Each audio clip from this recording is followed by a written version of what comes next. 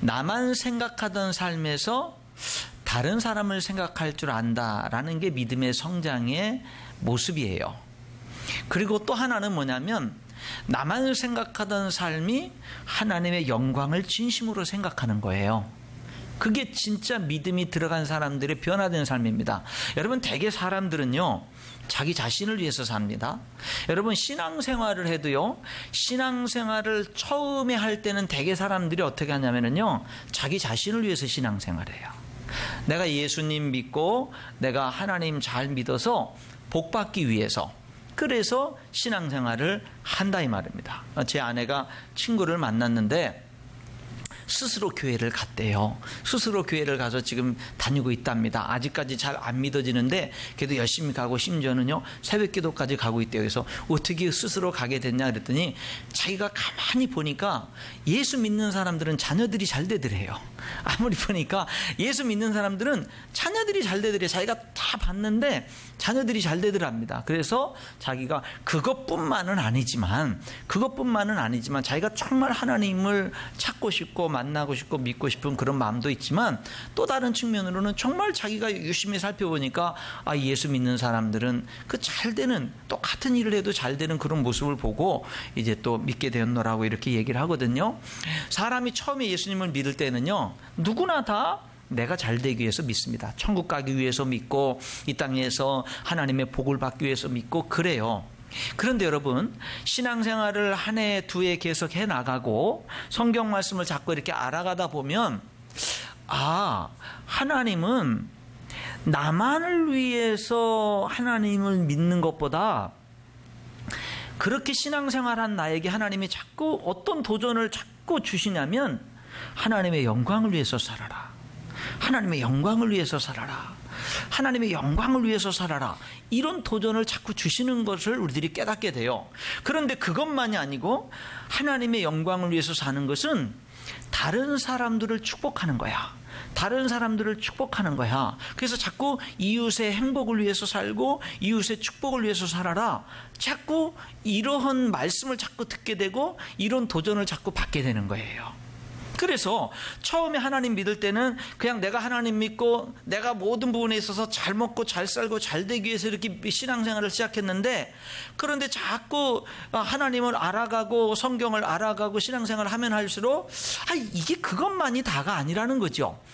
정말 내가 정말 하나님의 영광을 위해서 살아야 되고 정말 이웃들의 축복을 위해서 사는 게 정말 하나님의 뜻이라고 너무 많이 성경은 말씀하고 있는 거예요. 그런데 또 이렇게 깨닫고 배우다 보면 뭐를 깨닫게 되냐면 정말 하나님의 영광을 위해서 사는 게 진짜 나를 위한 거라는 거죠. 정말 이웃들을 축복하면서 그들을 돕고 섬기면서 사는 게 그게 진짜 내가 그토록 원하던 그게 진짜 나를 위한 것이라는 것을 깨닫게 되는 거예요. 여러분, 우리가 이것을 깨달아야 될 줄 믿습니다. 우리는 내가 정말로 잘 되기 위해서 하나님을 믿어도 나를 위해서 믿고 정말로 하나님 앞에 헌신을 해도 나를 위해서 내가 복받기 위해서 그렇게 하댔는데, 하나님의 복의 그 통로라는 게 그냥 내가 뭐든지 좋은 것 있으면 다른 성도들에게 다른 사람에게 안 뺏기고 내가 먼저 차지하고 내가 모든 것 다 이렇게 내가 가지려고 나 중심의 그런 신앙생활 속에서 내가 진짜 복을 누리는 게 아니라 정말로 기꺼이 내 자신을 희생하고 하나님의 영광을 위해서 내가 결단도 할 줄 알고 정말로 내가 다른 사람들을 섬기기 위해서 내가 결단도 할 줄 알고 양보도 할 줄 알고 희생도 할 줄 아는 그런 삶을 통해서 정말로 헤아릴 수 없는 하나님의 은혜와 복을 경험하게 되는 이런 역사가 있다라는 거예요. 여러분, 우리가 이 진리를 깨달아야 될 줄 믿습니다. 이 진리를 깨달아야 돼요. 그래서 그 복을 우리가 받아야 된다 이 말입니다. 여러분, 우리가 신앙생활을 오래 했는데도 불구하고 여전히 신앙생활하는 나의 그 신앙의 기준이 그냥 내가 잘 먹고 잘 살기 위해서 여전히 관점이 그 관점만 있고, 내가 신앙생활을 10년이 넘었는데 오랫동안 신앙생활을 했는데 교회에서 여러 직분도 받았는데, 그런데 여전히 내 눈에는 내 곁에 있는 다른 성도가 눈에 들어오질 않고 그들의 아픔이, 그들의 문제가, 그들의 어려움이 내 눈에 들어오질 않고 그들의 필요가 내 눈에 들어오지 들지 않고 여전히 내 문제만 크고 여전히 정말 내 필요만 크고, 그래가지고 다른 사람들을 생각할 줄 알고 다른 사람들을 도울 줄 아는 그런 진실된 마음이 여전히 내 속에 없고, 여전히 내가 오랫동안 신앙생활 했는데도 불구하고 그냥 나 하나 잘 먹고 잘 사는 데서만 여전히 머물러 있다면 여러분들이 믿음이 성장할 필요가 있어요. 그래서 정말 하나님의 영광을 돌리고 우리 이웃들을 축복하는 그런 삶 속에서 하나님이 주어주시는 그런 놀라운 은혜, 축복, 이런 것들을 우리가 경험해야 될 줄 믿습니다. 여러분, 하나님이 우리 왕이시죠. 하나님이 우리 왕이십니다. 그러나 우리는 여전히 예수님을 우리의 주님으로 영접을 했음에도 불구하고 우리는 여전히 예수님이 주인인가 내가 주인인가라는 것을 싸우면서 살지요. 오늘 여기 우리들이 출애굽기 1장에 있는 말씀을 읽었는데, 이 출애굽기 1장에 두 가지 질문을 던질 수가 있습니다. 하나는 뭐냐면, 누가 진짜 왕이냐? 하나님이 진짜 왕이냐, 이집트의 바로 왕이 진짜 왕이냐라고 하는 질문을 출애굽기 1장은 던지고 있는 겁니다. 보세요. 이집트의 가장 강력한 왕은 바로 왕이었습니다. 눈에 보이는 강력한 왕은 바로 왕이었습니다. 그는 마치 신과 같았습니다. 반면에 하나님은 눈에 보이지 않았습니다. 그리고 하나님의 역사는 항상 우리들이 무슨 일 할 때마다 보이게 역사하는 게 아니라 침묵할 때가 많았습니다. 그때 역사하지 않았습니다. 보세요. 바로 왕은 눈에 보입니다. 그의 한마디는요, 즉시 나에게 어떤 영향력을 미칩니다. 그런데 하나님은 눈에 보이지도 않습니다. 하나님은 그때 역사하지도 않습니다. 여러분, 이런 두, 하나님과 바로 왕의 이런 두 왕에 있음에도 불구하고, 그럼에도 불구하고 진짜 왕은 하나님인 줄 믿습니다. 그럼에도 불구하고. 여러분, 그래서 성경은 시편 72편 11절에 솔로몬이 하나님을 찬양하면서 이렇게 말합니다. 모든 왕이 그의 앞에, 하나님 앞에 부복하며 모든 민족이 다 그를 섬기리로다. 세상의 모든 왕들이 만왕의 왕이신 하나님 앞에 엎드려 절하고 복종한다 얘기하고 있어요. 요한계시록 17장 14절은 예수님을 두고 이렇게 말합니다. 어린 양은, 예수님은 만주의 주시요 만왕의 왕이시다, 이렇게 말해요. 여러분, 성경은 하나님을, 예수님을 만왕의 왕이라고 그렇게 말씀하고 있는 겁니다. 이 세상은요, 많은 왕들이 있고 많은 주들이 있지만은요, 결국에는 진짜 왕은 하나님이고 진짜 참된 주인은 하나님이시기 때문에 하나님의 뜻이 이루어지는 줄 믿습니다. 하나님의 뜻이 이루어지는 거예요. 여러분, 여기 바로 왕이 이스라엘 백성들을 핍박합니다.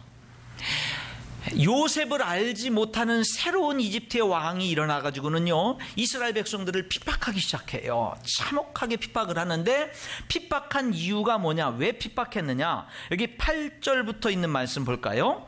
요셉을 알지 못하는 새 왕이 일어나 애굽을 다스리더니 그가 그 백성에게 이르되, 이 백성 이스라엘 자손이 우리보다 많고 강하도다. 자, 우리가 그들에게 대해 지혜롭게 하자. 두렵건대 그들이 더 많게 되면 전쟁이 일어날 때 우리 대적과 합하여 우리와 싸우고 이 땅에서 나갈까 하노라 하고, 감독들을 그들 위에 세우고 그들에게 무거운 짐을 지어 괴롭게 하여 그들에게 바로를 위하여 국고성 비돔과 라암셋을 건축하게 하니라.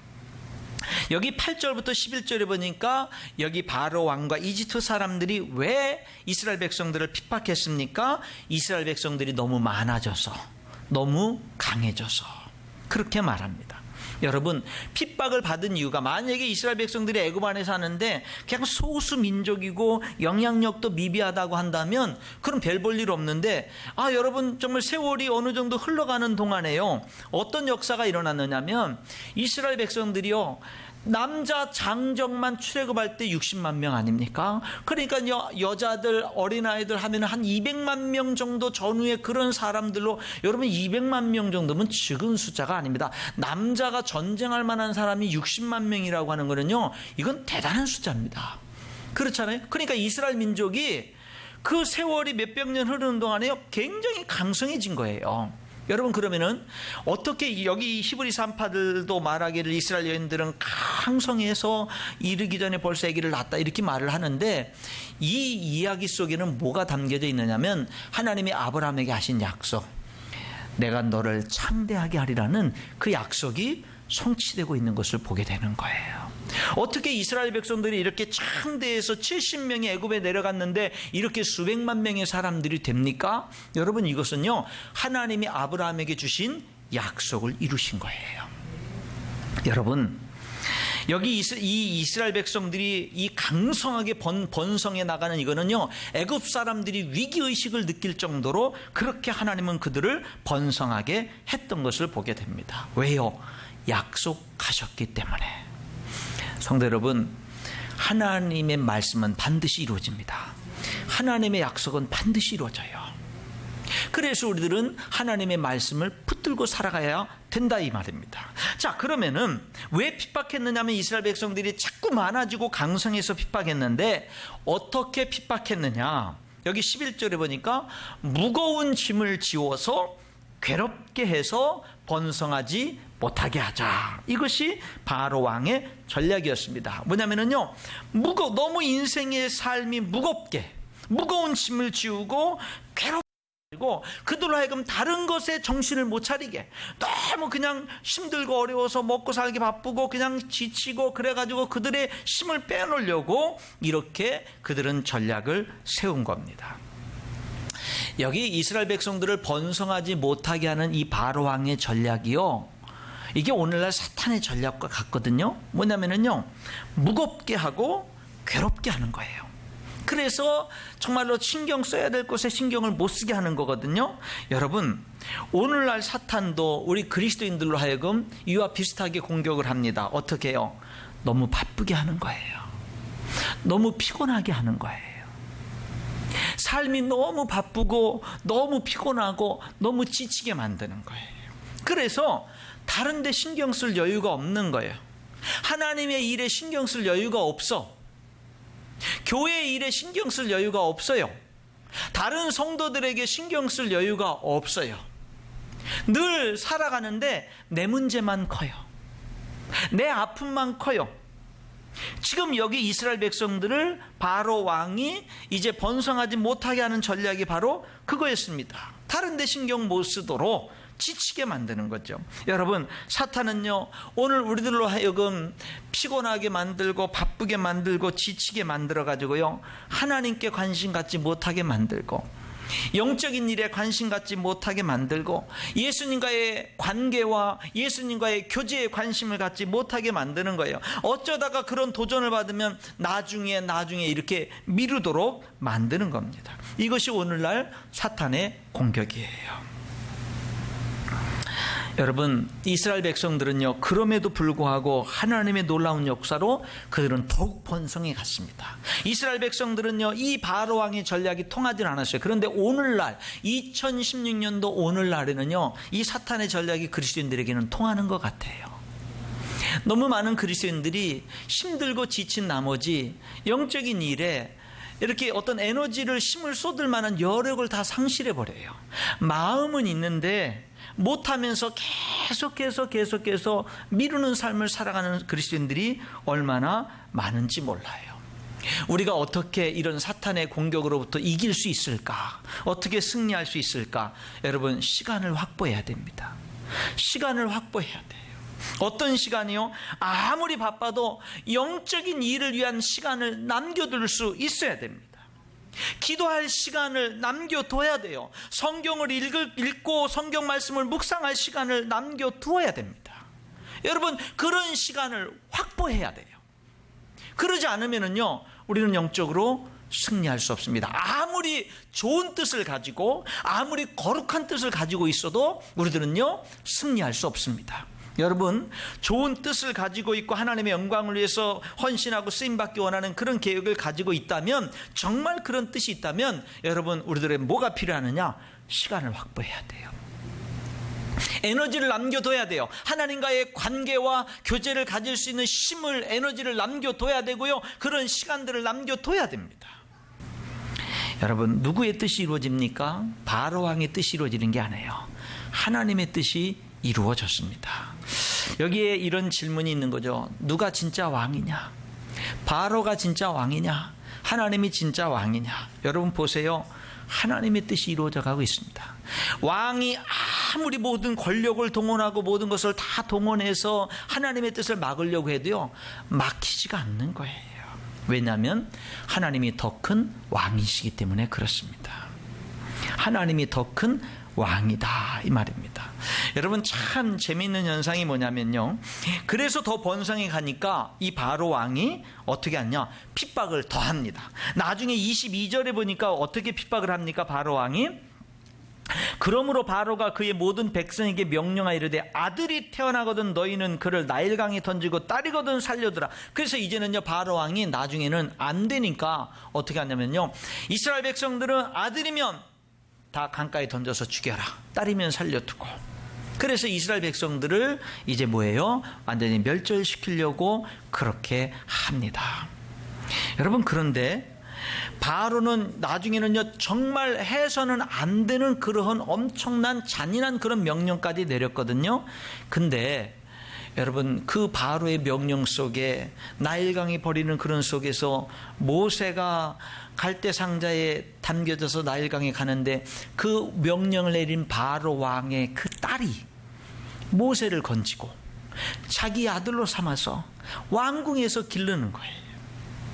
이 바로는 산파들에게, 히브리 산파들에게 너희가 어찌하여 아들을 살려두었느냐라고 책망을 했지만, 정작 자신의 딸이 장차 이스라엘의 지도자가 돼서 이 애굽에서 해방시킬 모세를 보호하고 양육하고 기르게 되는 이런 섭리, 이런 역사를 우리들이 보게 되는 겁니다. 히브리 남자들을 다 죽이라고 바로 왕이 명령했지만 정작 바로 왕은 자신의 손자로 모세를 기르게 되는 그런 모습을 보게 되는 겁니다. 여러분 무엇을 지금 자꾸 말씀드리고 있는 거냐면, 누가 진짜 왕이냐 이 말이에요. 진짜 누구의 뜻이 이루어지냐 이 말이에요. 여러분 이것이 이 성경의 출애굽기 시대에 그 시대에만 일어난 일이 아닙니다. 지금도 마찬가지인 줄 믿습니다.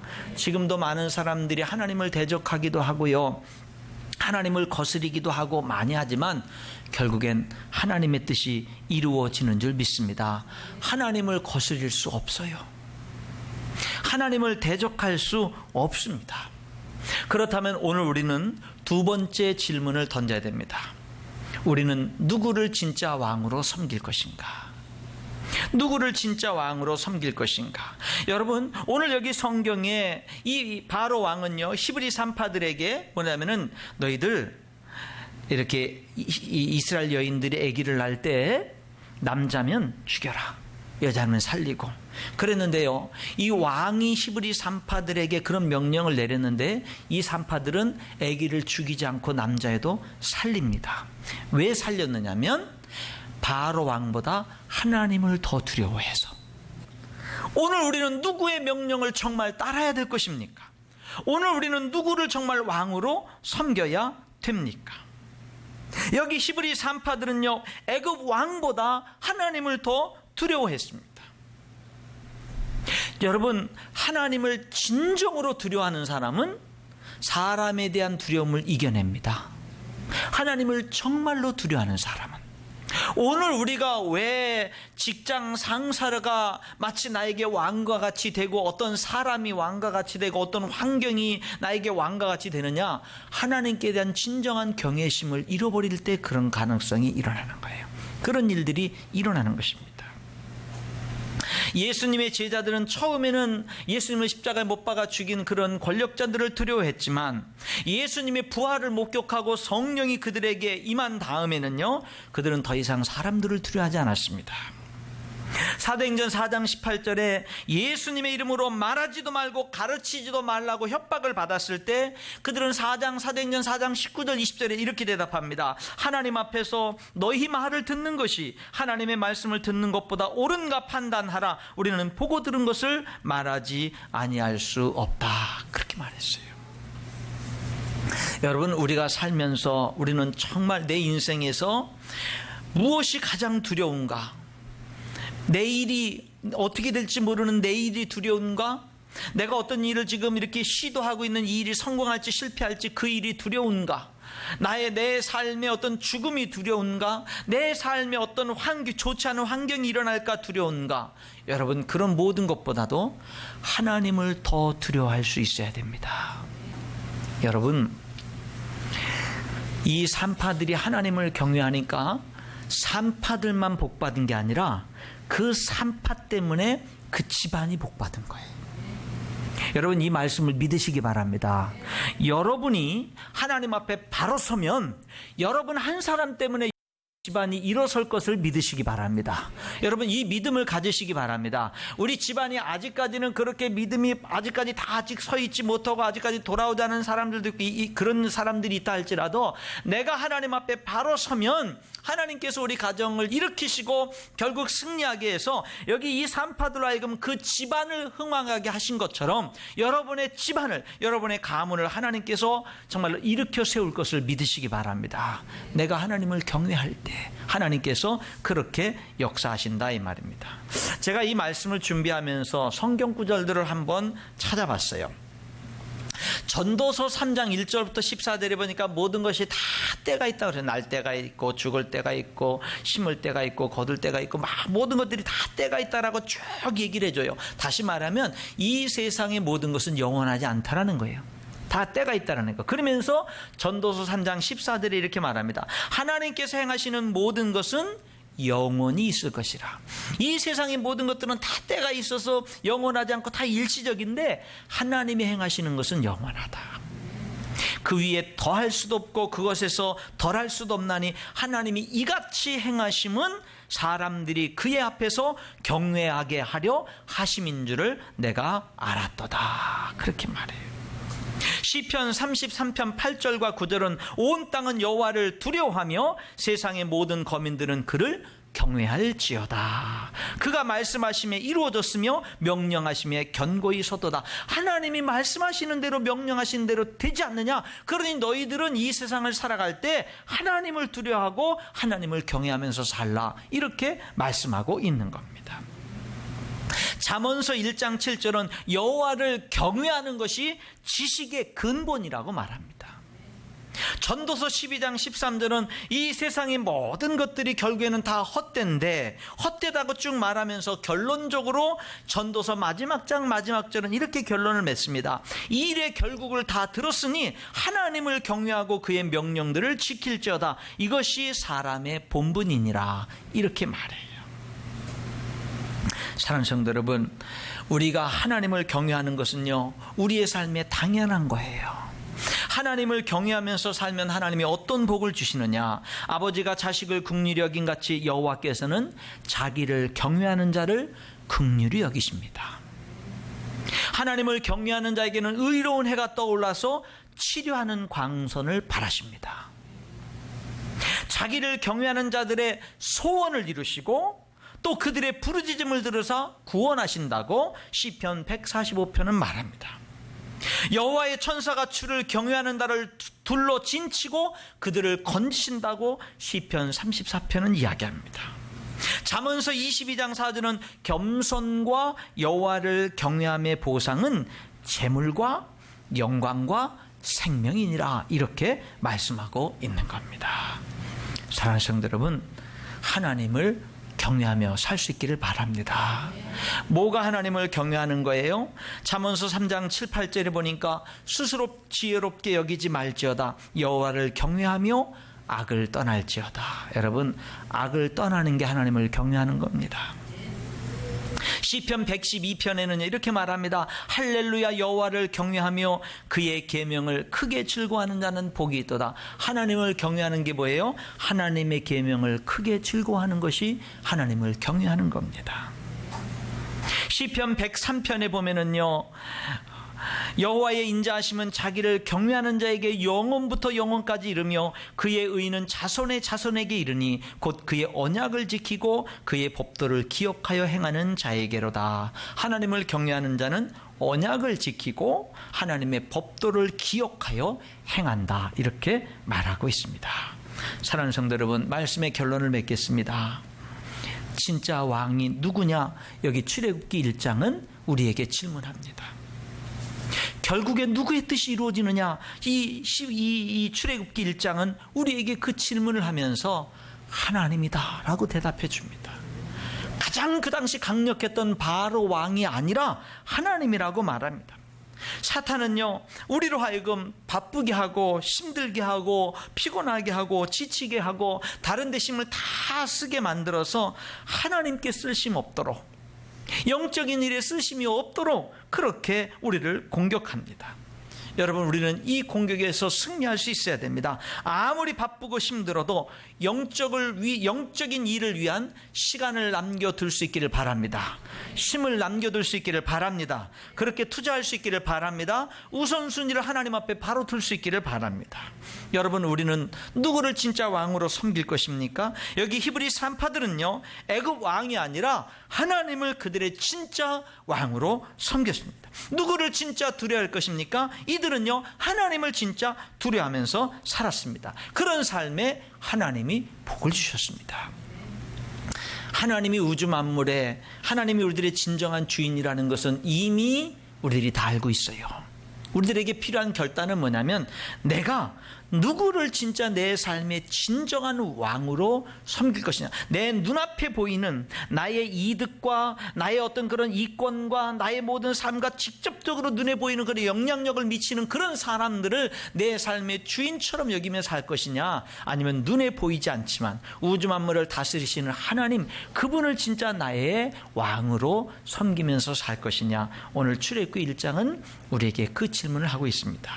하나님이십니다. 담대하게 고백하고 그 믿음을 향해서 한 걸음 한 걸음 계속 전진해 나가는 저와 여러분이 될 수 있기를 주님의 이름으로 축원합니다.